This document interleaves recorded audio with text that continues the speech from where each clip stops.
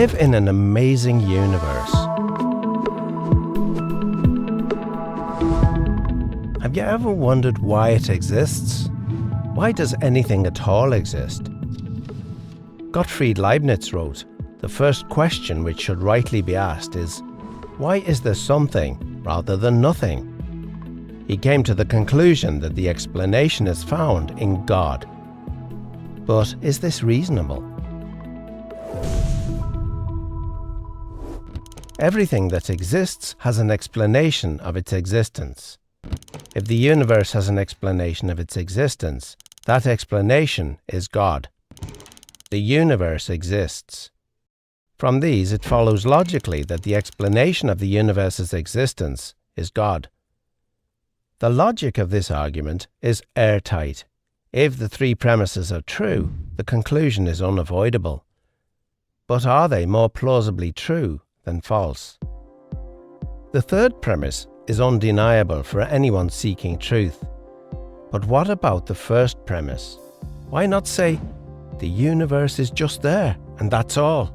No explanation needed. End of discussion. Well, imagine you and a friend are hiking in the woods and come across a shiny sphere lying on the ground. You would, naturally, wonder how it came to be there. And you'd think it odd if your friend said, "There's no reason or explanation for it. Stop wondering. It just is." And if the ball were larger, it would still require an explanation. In fact, if the ball were the size of the universe, the change in its size wouldn't remove the need for an explanation. Indeed, curiosity about the existence of the universe seems scientific and intuitive. Someone might say, if everything that exists needs an explanation, what about God? Doesn't he need an explanation? And if God doesn't need an explanation, then why does the universe need an explanation?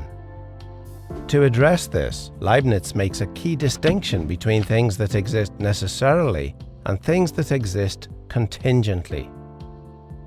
Things that exist necessarily exist by necessity of their own nature. It's impossible for them not to exist. Many mathematicians think that abstract objects like numbers and sets exist like this. They're not caused to exist by something else, they just exist by necessity of their own nature. Things that exist contingently are caused to exist by something else. Most of the things we're familiar with exist contingently. They don't have to exist. They only exist because something else caused them to exist.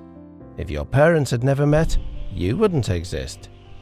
There's no reason to think the world around us had to exist. If the universe had developed differently, there might have been no stars or planets. It's logically possible that the whole universe might not have existed. It doesn't exist necessarily, it exists contingently. If the universe might not have existed, why does it exist?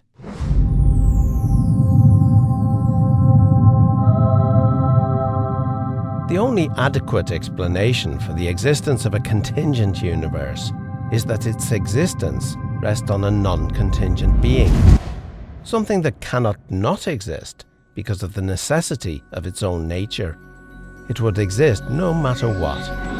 So, everything that exists has an explanation of its existence, either in the necessity of its own nature or in an external cause.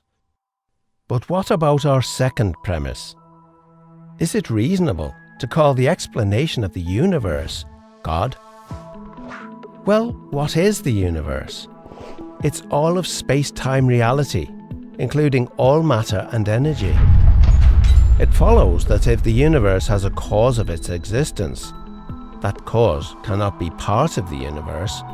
It must be non-physical and immaterial, beyond space and time. The list of entities that could possibly fit this description is fairly short, and abstract objects cannot cause anything. Leibniz's contingency argument shows that the explanation for the existence of the universe can be found only in the existence of God. Or, if you prefer not to use the term God, You may simply call him the extremely powerful, uncaused, necessarily existing, non-contingent, non-physical, immaterial, eternal being who created the entire universe and everything in it.